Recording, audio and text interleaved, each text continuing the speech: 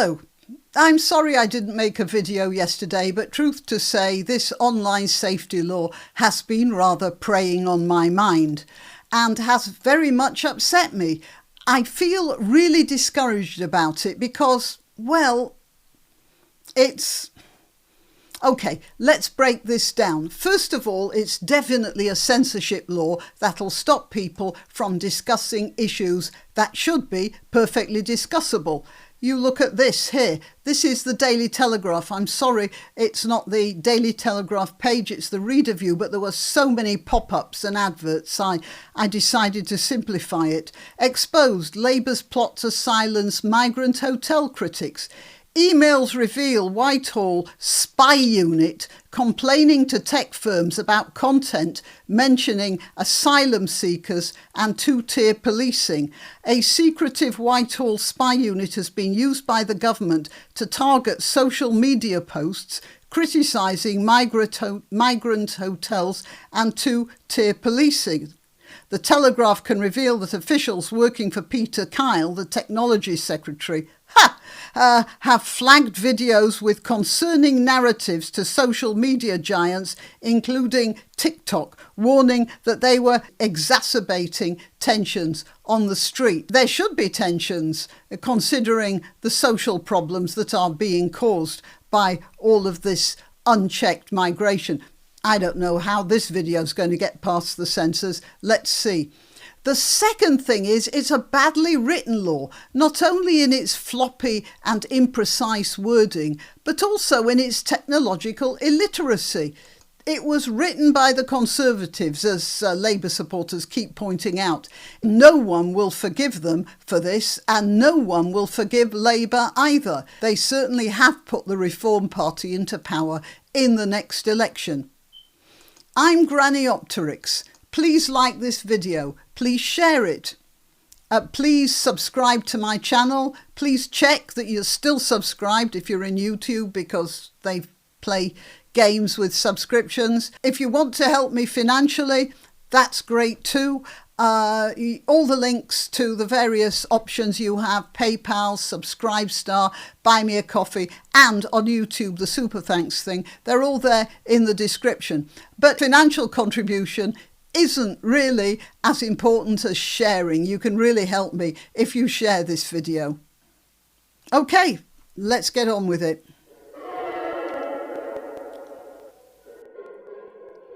So, I said that the Tories had started this whole thing, and that's true, but it's also not the point now. The Labour Party could have looked at it before it was due to come into effect and decided it needed rethinking.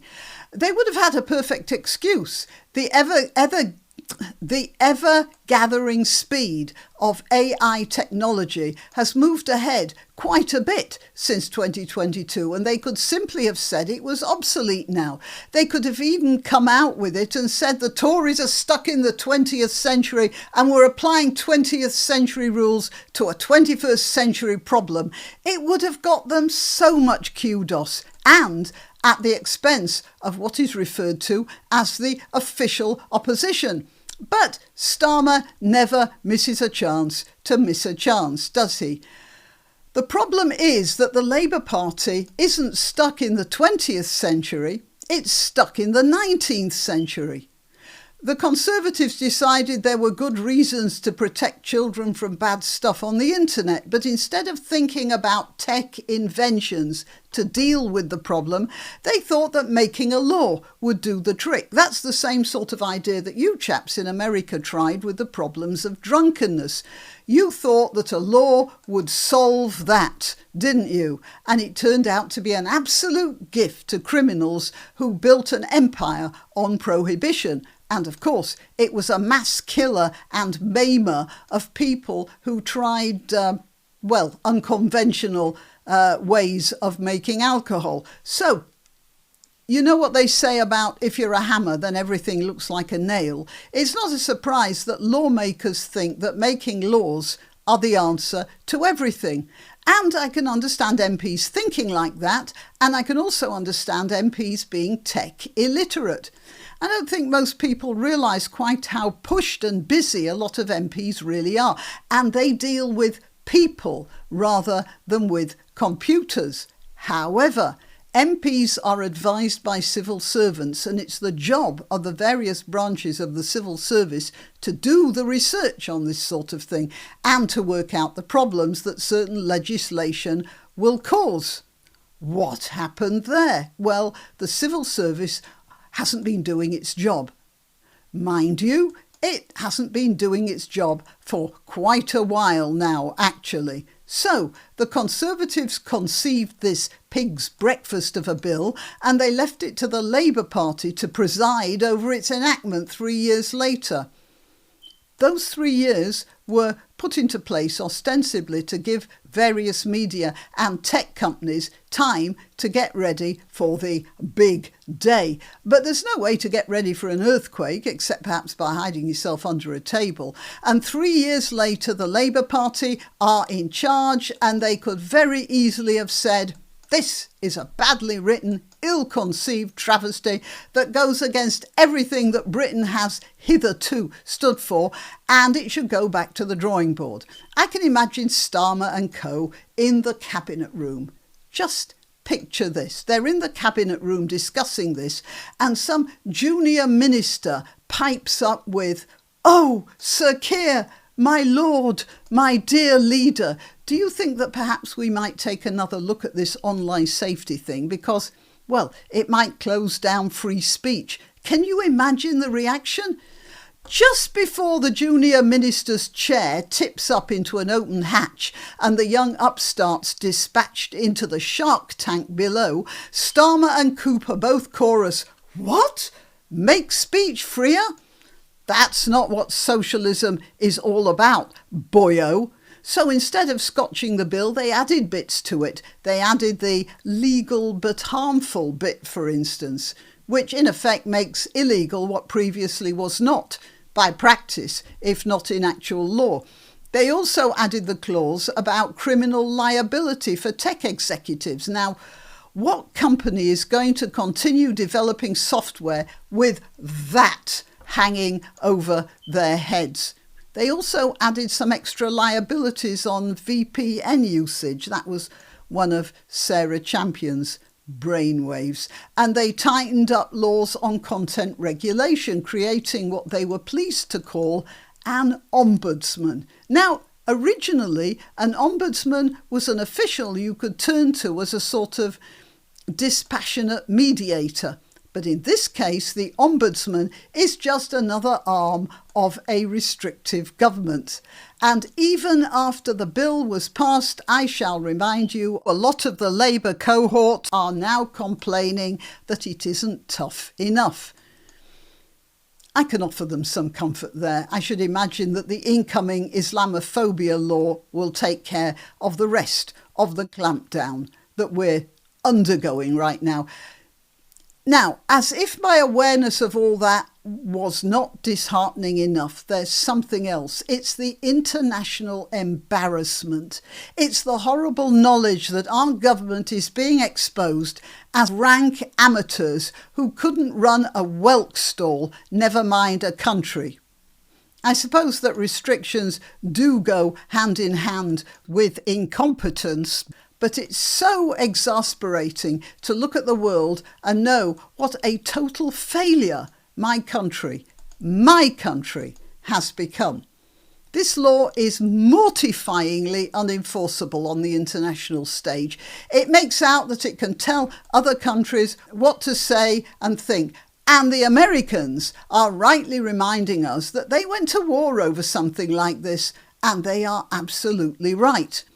I am 100% on the side of the Americans over this. Well, obviously I am. So it's not only a national danger, but it's also an international humiliation. And that saddens me beyond description. I'm not a lawyer, but even I could see all the problems inherent in this type of legislation when it was first proposed. At that time, I was flagging up not only the dangers to free speech, but the impossibility of any sort of effective application. It's a law that's like trying to hold water in your hands. But Well, what's going to happen is that there'll be a few Lucy Connolly type cases of sacrificial lambs who are going to be caught by this and prosecuted and persecuted and serve as little nails in the British democratic coffin, and it's going to be an international scandal, and I suspect an international laughingstock as well. You see, the thing is, younger people may be used to this because for quite a while, schools have taught kids that they should be ashamed of being British. But I went to school before all that started, at a time when people were still proud of our culture, our legacy, our bravery, and our ability to speak freely. I've lived all over the world and have always been proud to be British wherever I was, even in places that didn't like the Brits so much. I specialised in English literature, for goodness sake. My father and his older brother went to war for Britain, and his older brother died in action for Britain. An uncle I never knew, for Britain. And I was proud of all of that. It's an awful thing to be ashamed of your country. Some of you Americans might get in a little way what I'm talking about if you went through the period in the USA during the Vietnam War. But that was a war. You may have had some global embarrassment, but even at its worst, you could still say what you liked in the USA. And here, our government is exposed, as I said, as a bunch of banana republic poseurs intent on destroying what they lack the talent to create. And we aren't even allowed to talk about it. Oh, and by the way, there is one more layer in my catalogue of despondency.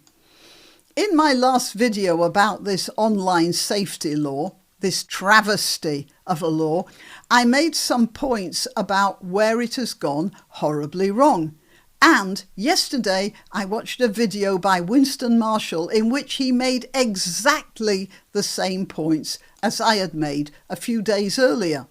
Now, don't get me wrong, I don't accuse him of copying me. All the points are pretty obvious and need talking about, and anyone with even a modicum of intelligence would be flagging those up. No, what really upsets me is that he's so much prettier than I am. Till next time. You can help my channel by subscribing and clicking the notification bell. That's quite important. And by sharing if you're so inclined. Links to my other channels and to donation methods are in the description. But the best way you can help is simply by clicking like and notify. Thank you.